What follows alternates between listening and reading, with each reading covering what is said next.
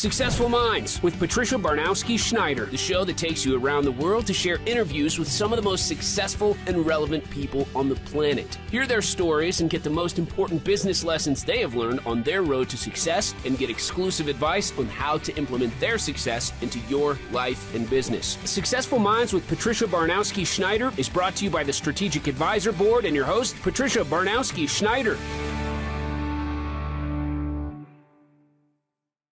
Hello, and welcome back to Successful Minds. I'm your host, Patty Baranowski-Schneider. Today, I'm joined by Norbert Orlewicz, digital marketing strategist, founder, trainer, and speaker. So welcome, Norbert. Tell us a little bit about yourself. Honored to be here. Excited to be here, Patricia. I've had how do we keep this short, right? I've had an interesting journey of entrepreneurship. I think like many entrepreneurs, I've been an entrepreneur at heart. And I didn't necessarily know what I wanted to do when I grew up, but I knew that I didn't want to go down the traditional corporate path. And it kind of led me down through the arts, because I was into theater in high school. And then I went into snowboarding and kind of just hanging out and enjoying life in the mountains in British Columbia, Canada. And then I realized that I actually had to become responsible and make money to support a family as I got a little older. And so I got involved in sales and in network marketing, kind of dabbled in those things. And then I found my way online around 2006, 2007, and started to really dive into direct response marketing and kind of discovered that I had a passion and a knack for marketing strategy, copywriting, and communications.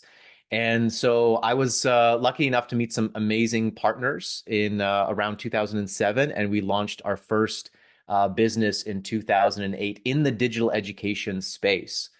We chose a niche, which for us at that time was network marketing. That's something that we had expertise in. And we started educating network marketers on how to grow their business, generate leads using social media and the internet back in 2008, which was very new for that industry at that time. And so we ran that company for about 15 years. Myself and my partners, we've sold over $60 million in digital education products and coaching programs and things like that. Done a whole slew of different strategies in the online space. And now recently just started a brand new company with a couple of the partners from the previous company called Digital Mentors. And now our focus is to help regular people take their knowledge and monetize it through mentorship programs online virtually. Wow, that's actually amazing. It's funny because we talk about mentors a lot, and we always say how back in the day that wasn't a thing. And now it's like super important because, things have changed so much. So having someone with the experience and skills who can kind of guide you a little bit instead of spending 15 years winging it and realizing halfway through that you weren't doing it right. So they're huge. Well, that was my personal experience as well, because I have no formal education in business, in marketing, or sales. I have no degrees on my wall. I didn't go to university for it. I learned all of it through mentors, through people that I met online, people I connected through courses that I purchased, events that I went to, and coaches that I hired myself, and then just through personal experience. So I know how important, how valuable, and what an incredible industry. It's a growing industry, a huge industry of being able to just share your knowledge, your information, your guidance, your expertise, and helping others along the way. That's awesome. And definitely experience speaks volume. I mean, you could learn everything from a textbook, but it's not the same as actually going through it all yourself. Yeah. So now you speak about the importance of aligning businesses with personal missions and values. So can you share some entrepreneurs that can start to identify and integrate their core values into their business strategies? Yeah, absolutely. So, lots of people speak about core values, especially when it comes to business structure. Something that we're incorporating into this business that we didn't in the original business is the EOS system. Are you familiar with that? Yeah, I'm explaining in case somebody's not. Yeah, the EOS system is, and I'm not very good at it. We have an integrator on our team, and she's the one that's tasked with implementing it. I just follow her orders. So I'm not going to do a very good job of explaining it, but it's basically a system of processes, of a way to run your business, build culture, all of that kind of stuff. And Gino Wickman, who's one of the authors of the original books, he speaks a lot about core values and incorporating them into your team. When I talk about core values, I'm talking more from the marketing side, because that's my department, right? On the marketing side of things. And for me, core values are really one of the ways that you can separate yourself from the competition.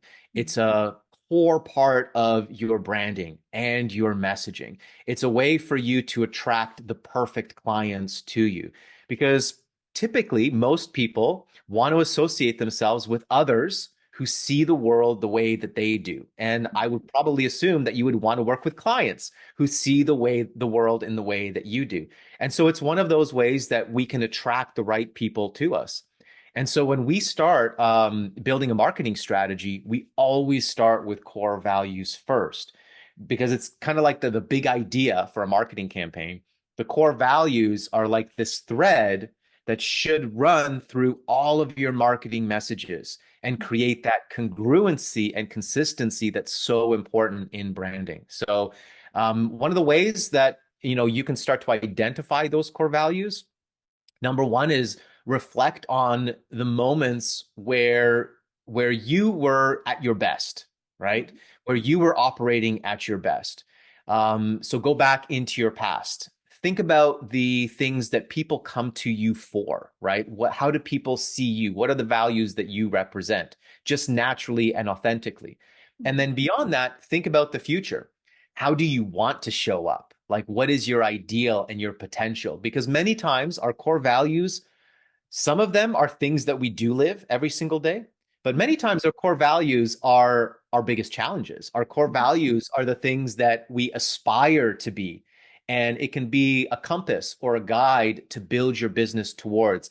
I want more integrity. I stand for integrity. Maybe I'm not integrous in all areas of my life, but it's now a guiding principle that I can make decisions around, knowing that I want more integrity. I want to show up and be integral.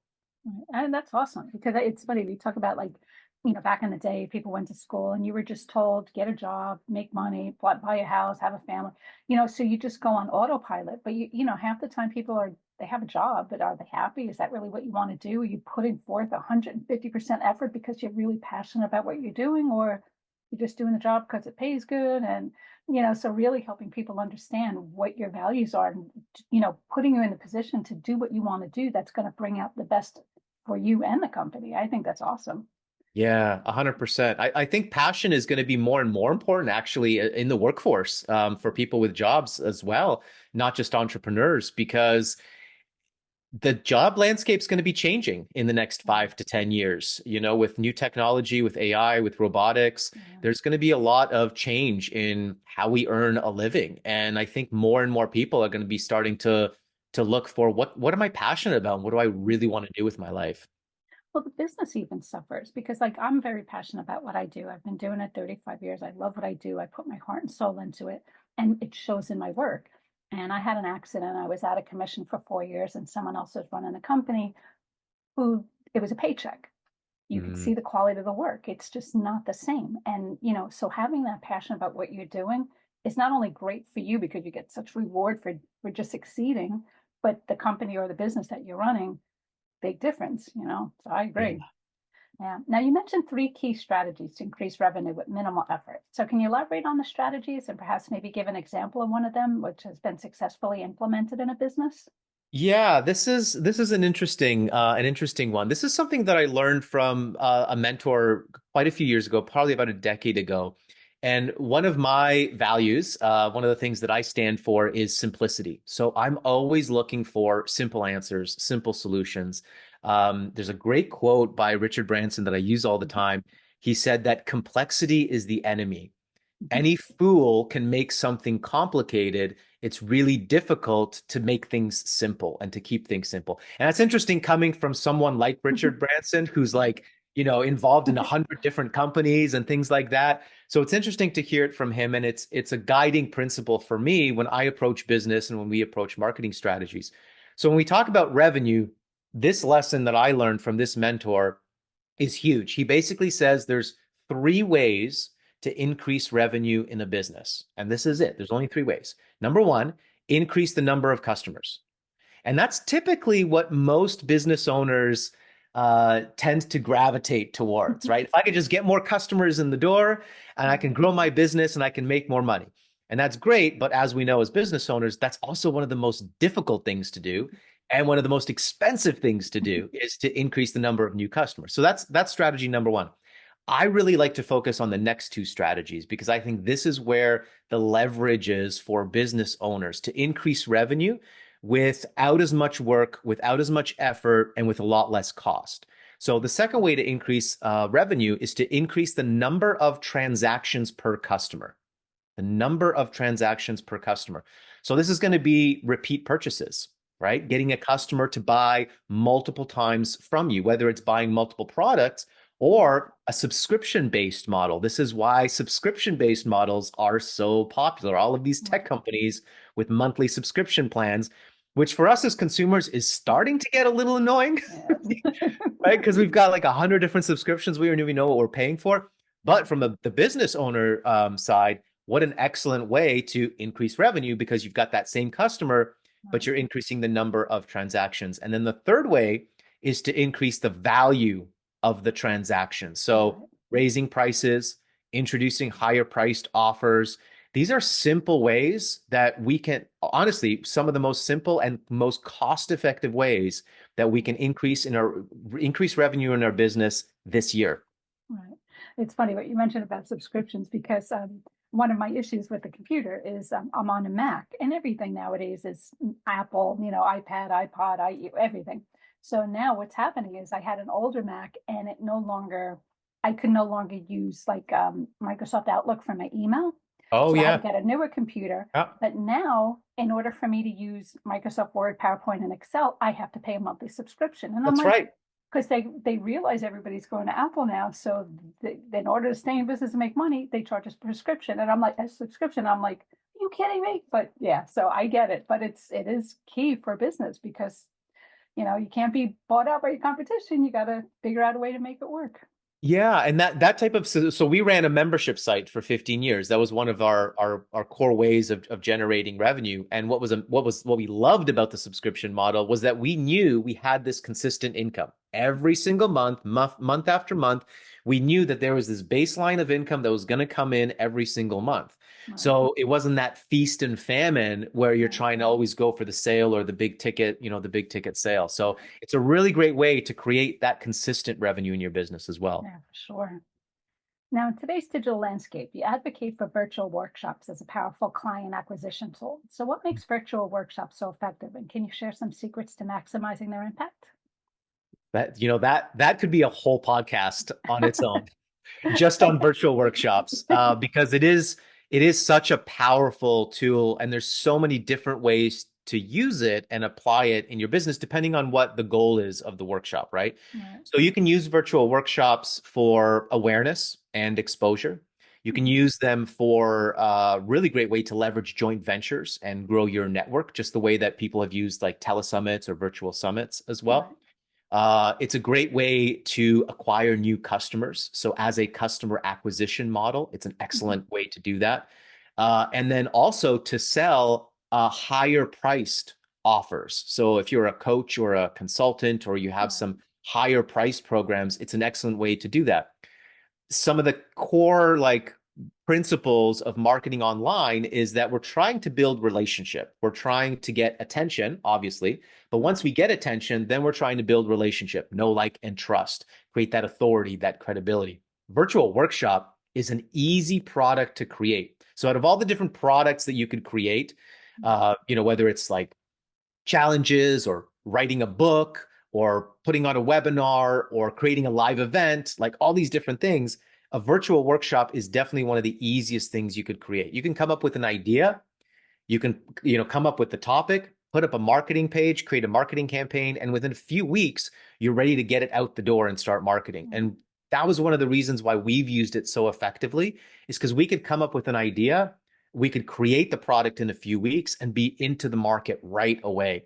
And now we're able to get attention because it's a live event. There's that excitement around a live event that's happening. There's a scarcity. There's a natural deadline because you have to register to attend the event at that time. You can do it for free and get more people in the door if you want more exposure. And you can also sell it to, again, acquire customers and generate revenue.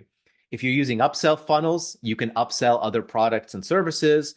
And then as well, because it's a live event, just like a webinar or a live event, you can sell from the stage. So you're able to sell to many in that way. Now, again, like I said, we could spend hours on this topic talking about the different details and specifics, but I'll give you one key secret if you are planning to do some type of a virtual event. And this is something that we use in all aspects of our marketing. When you're coming up with your workshop concept, focus on a specific outcome. Don't just think about what can I teach, what can I share, how can I show my authority and my knowledge and expertise. Actually think about your client and focus on a specific outcome that you're going to deliver. So at the end of the workshop, they walk away with some specific results, some specific transformation or outcome. It's going to be incredibly effective to then be able to market that product. And the client's going to leave with an amazing experience because they're going to feel like they really achieved something from it. All right. Now that's awesome, because so many other things you kind of listen in on things and then you kind of walk away like, okay, but yeah, if you give me you have to give me an incentive to want to do more. So I think that's good. Yeah. Yeah. Now, what does owning your inner wealth mean in the context of entrepreneurship? And how has this philosophy impacted your approach to business and leadership?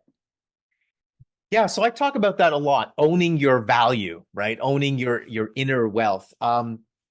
I've worked with thousands of aspiring entrepreneurs and entrepreneurs, people from all walks of life, all different professions, successful, not successful.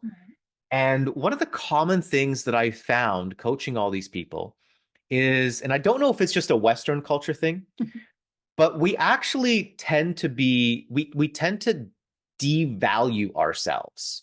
From what I see from most people, they don't really stand in their pride of the incredible value that we bring to the marketplace. And there's a famous quote by Jim Rohn, and it's again been one of those foundational principles or philosophies that I guide my business practices with. He said, as entrepreneurs, we don't get paid for the time or work that we put in. We get paid for the value we bring to the marketplace. That's true. So if we think about that, and if we agree with that statement, then we have to ask ourselves the question, well, what is the value that I bring to the marketplace? And next, we have to be sure that we are clearly communicating that value to our ideal perfect client. Because what we want is we want them to clearly see the value that we bring. And if we don't see it, and if we don't fully own it, if we have any amount of doubt or hesitancy, if we lack conviction in being able to speak our value, speak our truth, and stand in our power, our prospects aren't going to see the value that we bring to the marketplace. And so by devaluing ourselves, we limit the amount of income that we can create for ourselves and the amount of revenue and the success that we can create as well. So that's why I think that owning your value is typically one of the first places to start. Yeah, I mean, it's true, because even just like personally, like if you are someone who doesn't have any self-esteem, and you kind of just, people see that and they're going to feed off that, and they're going to say, well, why, you obviously aren't very confident in what you could do, so what do I care? But yes, it's good advice. Now tell us, what are your top tips for entrepreneurs to stand out and genuinely connect with their audience? Well, I think it starts a little bit with that, owning your value, being, that know thyself philosophical question. I think that's, the first place we have to start is really understanding who we are so that we can be authentic. And I know that that's a cliche thing. We hear that all the time in marketing. Be authentic, be your true self in your marketing and stuff. What does that really mean? Right? What does that really mean? It has to do with your brand and your brand promise. So when we speak about branding, there's many different ways to approach branding. When I think about branding, again, kind of simplifying it, taking it right down to the basics so that anyone can apply it, it comes down to me to four questions, basically, that we need to answer, and we need to have conviction in the answers to those four questions. Number one is, who are you? So who are you as a person? Or if you've got a brand, a business, a company, who are you as a company? What do you want to be known for? What is your specialty and expertise within your niche, right? People want to work with experts. They want to work with specialists. They don't want to work with someone that knows a lot about everything and kind of helps everyone, but They want the specialist. They want the expert. So what is it that you're going to be known for? So that's the first question you want to answer. Who am I? How do I want to show up? How do I want to be seen by others?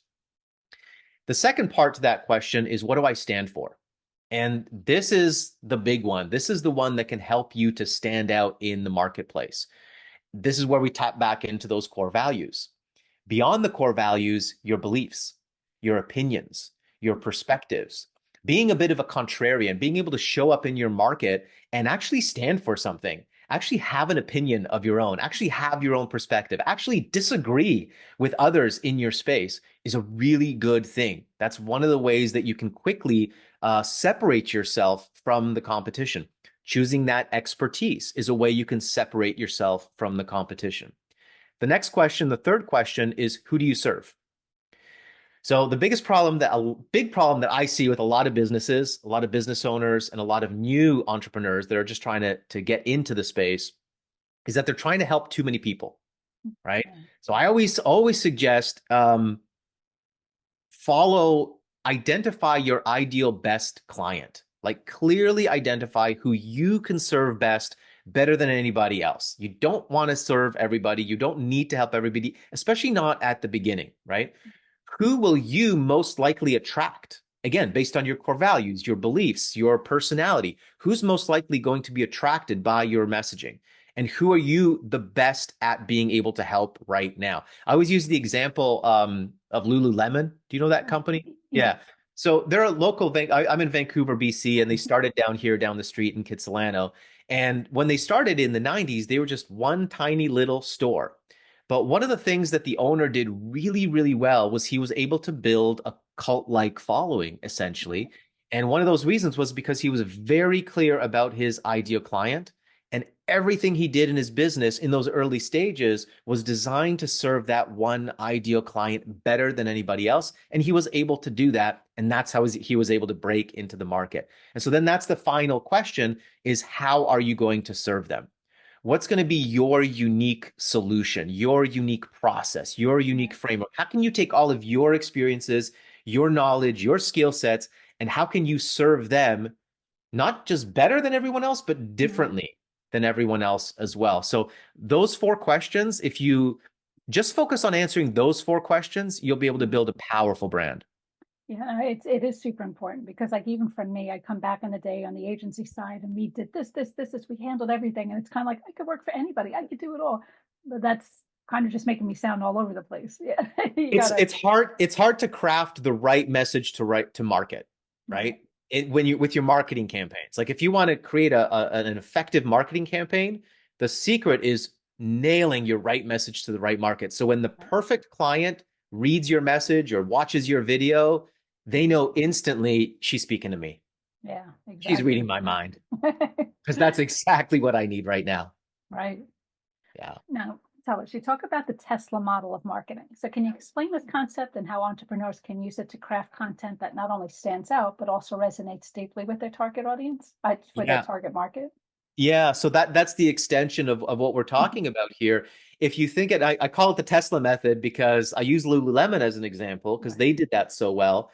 But Tesla is a company that we all know. And if you look at their track record, and this is what's so important for entrepreneurs, aspiring entrepreneurs, or starting entrepreneurs, because that's who I work with mostly. It's so important to not look at a business where they're at right now, but to be able to see where they started. What were the strategies that they followed? What were the methodologies that they followed to break into the market? Not what they're doing right now, right?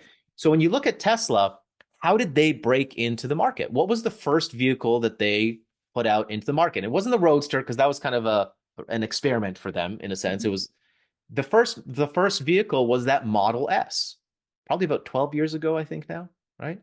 And the Model S, was that vehicle built for everybody, for the mass market?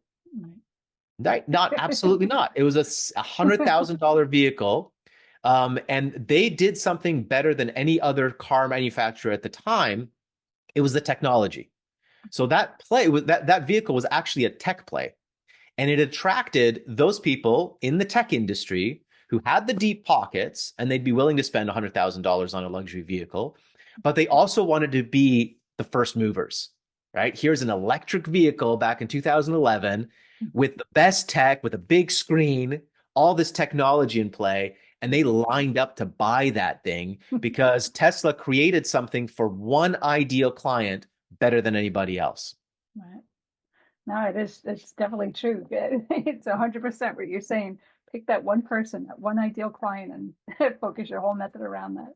Yeah, and then after that, once you've broken into the market, you got that cash flow and you've got that brand recognition. Now you can start to expand your verticals and break into other verticals, right? Right. Yeah. Now tell us, how do you see artificial intelligence shaping the future marketing? And what should entrepreneurs be doing now to effectively integrate it into their strategies? Well, we can't ignore it. Yeah. I think that's the simple answer is we can't ignore it. It is here to stay. All right. Regardless of whatever feelings or emotions you might have about it. And I've got lots of feelings and emotions about it. But as a business owner, we jumped on it right away because we understood that it was a tool, and that is what it is. It's a tool. Can it make you more efficient? Hell yes. Can it make you more effective? Absolutely. And so what I would say for business owners, if you haven't, started at least playing around with it or implementing into your business, find one way to implement it into your business today or in this next quarter, right? Find one way. Don't try to do everything. Yeah. Don't get lost in the hundreds of different apps and tools out there. Just learn how to use ChatGPT, right? Just like pick one and just learn how to use the basics. Learn the basics of prompt engineering, right? There's Google the perfect prompt, the six elements of a perfect prompt, right? Just to understand the basics of how to prompt AI. Right. Learn how to interact with AI because it's here to stay. No. You're going to have to learn to use it. Just like you had to learn how to use email, just like you had to learn how to use Zoom when 2020 went around, right? You're going to have to learn how to use AI. So start playing around with it. Go create yourself a free account at ChatGPT. And then find one way that you're going to implement it into your business. So I'll share with you two ways that we use it right now. Number one is copywriting. 100%. It saves you so much time writing, right? You can speak into it now. So you can have it on your app and you can actually speak into it. So what an awesome way to be able to dictate, all right, I need to write an email. Here's the things that it needs to do. Here's the purpose of the email. Here's what it's to. Write it up for me. So you just give it all the details, but you don't have to think about how to craft it. You don't have to think about the grammar. You don't have to think about the structure of the email. Just get your ideas out and let it structure it for you. Right. Now, one of the tips that I always give is don't ever, rarely ever, copy and paste exactly what you get from AI. Please read it and edit it. Treat AI as an assistant that you have to supervise. Right. Okay. It is not smarter than you yet at this point. Okay. So treat it as an employee that you absolutely have to supervise. You got to look over its work and then, edit it and add in your own flavor. But absolutely, like copywriting, writing emails, if you're doing any type of marketing, it can be absolutely effective for that. And then the second way that I use it is brainstorming. Coming up with ideas. It is an excellent tool for brainstorming, coming up with names for things, just coming up with ideas, social media content ideas, all sorts of things like that. Those are two ways, if you just implement those two things, which are simple things to learn how to do with AI, into your business right now, it'll save you time. It'll make you more effective. Yeah, no, I agree 100%. And I like what you say, don't copy it verbatim, because I know a couple people when they first started into it, and you could tell. But the tricky part about it is it learns so fast. So they actually have these platforms that can tell was it AI generated or not. And I've done stuff legit my own, and it'll say it was AI generated. I'm like, because it's learning how to talk like me, but that doesn't mean it wrote it for me. So right. It is not, it's getting perfect, but it's not quite there yet, because it does give some false info and things like that. So when people just copy and paste, you're setting yourself up for failure. Like you say, it's an assistant, but it's definitely not going anywhere anytime soon. Yeah. Now tell us, resilience is crucial for entrepreneurs. So could you share a personal approach or a story that illustrates how resilience has played a role in your entrepreneurial journey? Yeah, we could be here for a while. I got lots of stories of resilience. I mean, don't we all as entrepreneurs, right? I mean, I don't know, when I was naive in my 20s and just kind of getting started in sales and business, I looked at people who were having success and I just thought it was like an upwards trajectory, right? Like eventually you have your breakthrough, then it's like, woo, making money. Here we go. But that's not the truth, right? Business is like life. It kind of goes in spirals and circles, ups and downs. There's challenges, there's inevitable events. I mean, we ran a company for 15 years that, was starting to fade, and we knew we needed to transition out of it, and we kind of didn't know how to transition out of it. Right. And so we had a horrific event that happened where one of the partners did something really shady and really bad. And, it closed the company down, and we had to pivot very, very quickly, save clientele that we could save, and all of a sudden restart a brand new company. So, 15 years of running my own businesses, there's going to be obstacles, there's going to be challenges. Expect that. Like, just understand that you're going to pay for all of the benefits that we get as business owners, the freedom, the flexibility, the income, all of that kind of stuff. It definitely comes at a price. There's absolutely a cost. And that cost, a lot of it is going to be the tenacity that you have to have, that persistence that you have to have.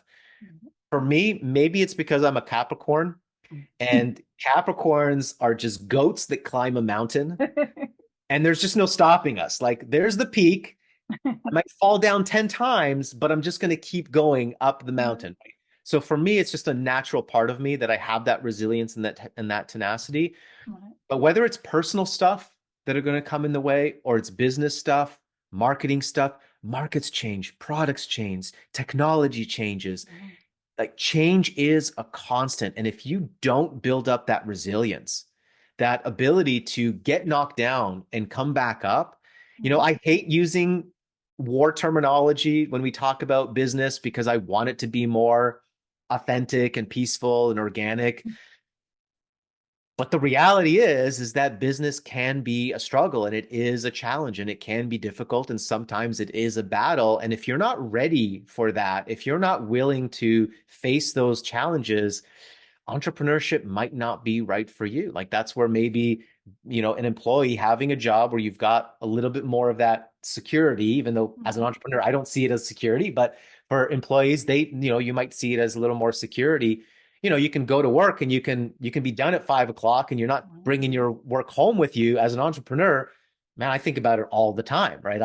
When am I not working? I don't know when I'm not working. I'm on my mountain bike. Yes, I'm mountain biking, but all of a sudden I get an idea for a reel that I want to record, right? So I don't know. Yeah, resilience is a critical component of success if you want to be in it for the long term. That's for sure.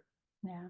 I mean, if anything, the last 4 years, that hasn't woken people up. I mean, between COVID and then everybody becoming remote, and then, even now it's not officially back to work. Some are hybrid, some are remote, and it's so many people got laid off. They all became coaches, and everybody became an entrepreneur at some sort. And, AI now coming into the play. I mean, things are changing constantly. So there's no there's no sense of security anymore. So you have, like you say, you have to be resilient. You have to constantly keep learning new things and figuring out what's best. And mentors are huge, talking to other people, following their guidance. I mean, if you get too comfortable, life is just going to pass you by. That doesn't work. But, God, when you say that, when you bring up all of that stuff, and you just kind of look at where we're at in the world, there is so much insecurity. There's so much chaos. There's so much change that's happened in just the last 4 years. Can you imagine the next 5 years, the next 10 years? Like, it definitely, I know for a lot of people, it creates, unfortunately, a lot of anxiety and worry around that. And that's where I think that, how do we build up that resilience? I think mentors are a huge part of it. I don't think that it's something that we can do on our own. I think it's something that we need guidance and support with.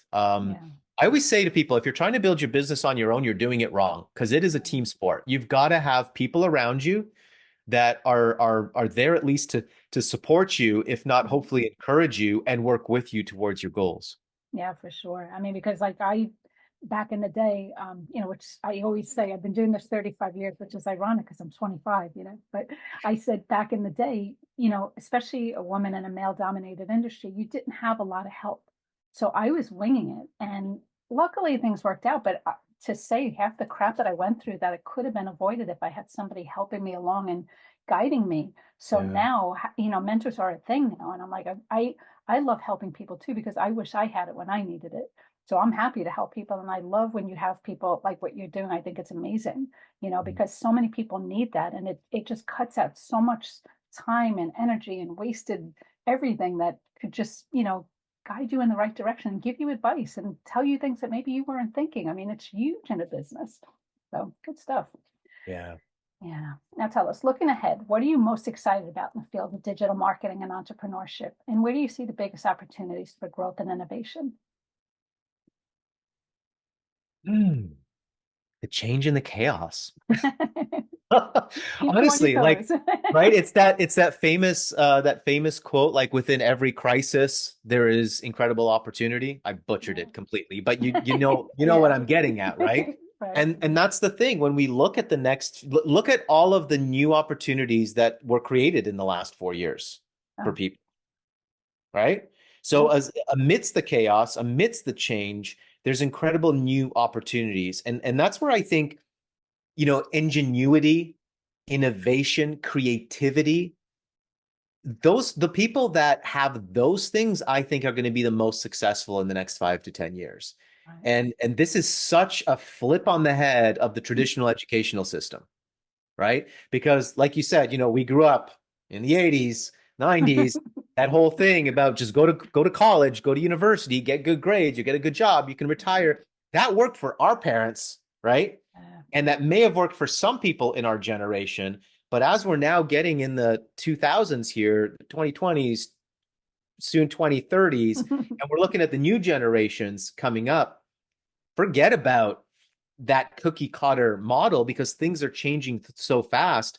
It's the creatives, it's the creators. And you look at the young kids that are having success, that are creating results. It's those that can think out of the box. It's those that step out of the box. It's those that have ingenuity, that have innovation, that can think creatively, that come up with new things.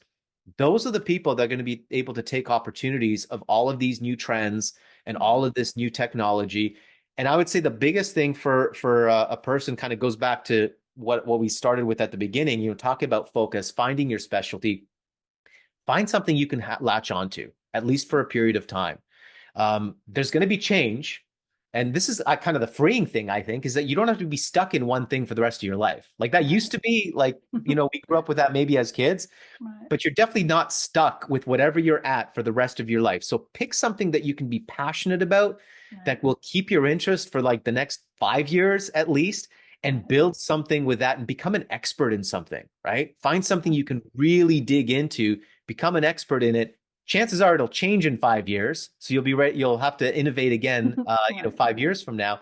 But at least for now, run with something and take advantage of the opportunities that are showing up.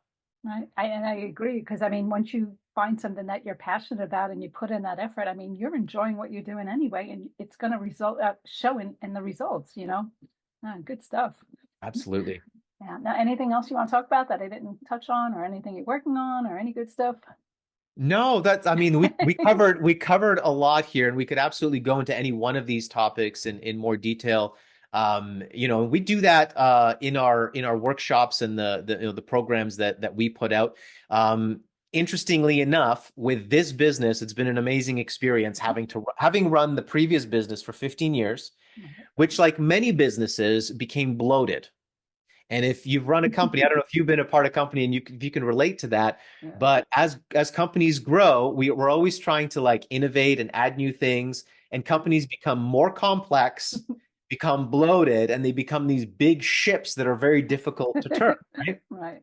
And so it's fun right now to be back in a startup company and to be able to approach it from this philosophy of running a lean company, Right. focusing on simplicity, right? Like right now, we have one core offer that we're focusing on selling. We have one core ideal client that we're focusing on. And now we're really leveraging marketing strategies just to bring in those correct clients. And our goal right now is just to build out that one program until it's perfect, until it's better than anything else in the marketplace. That's probably going to take us 2 to 3 years before we start branching out and complicating the business and adding more things and going into other verticals. We kind of want to stay in our lane for as long as possible to get as much as we possibly can before we really start to expand and grow. So Yeah, just kind of bringing in that simplicity and that focus into this business. And I think for business owners starting up right now as well, Right. keeping that in mind always, like, how can I keep this simple? Right. Because it's going to reduce your costs, it's going to reduce your resources, and it's going to allow you to take advantage of opportunities much easier. Yeah, for sure. Now, how could people find out more about you or get in touch with you? Or Yeah, so I've got a personal website at norbertonline.com. I made sure not to use my last name because that is difficult to spell. And then our company website is digitalmentors.com. And there's a couple of cool resources that we have for people. Number one is a workshop that we do about once or twice a month. It's a revolution workshop. So for anybody that's thinking about applying their knowledge and monetizing it through a mentorship program, coaching programs, digital courses, virtual workshops, all that kind of stuff, that workshop will help you to understand what that business model is like, how to put that kind of business together. And then we've got a really cool AI tool as well that we developed. It's called the Digital Mentors Compass. And it's a series of 13 questions, and it helps you to kind of flush out and clarify your idea for building a digital mentorship business. And if you go through the 13 questions on our website, it'll spit back a 20-page report for you, kind of summarizing everything that you put in and then giving you suggestions on different products you could create, branding suggestions, even social media posts that you can create as well. All of that powered by AI. So kind of a really cool tool to go through. that's pretty awesome. Wow. Well, thank you again for being on the show. Again, that was Norman Orlewicz. So thanks again for listening to Successful Minds. Never miss an episode by subscribing. So thank you again. Thanks, Patricia. My pleasure.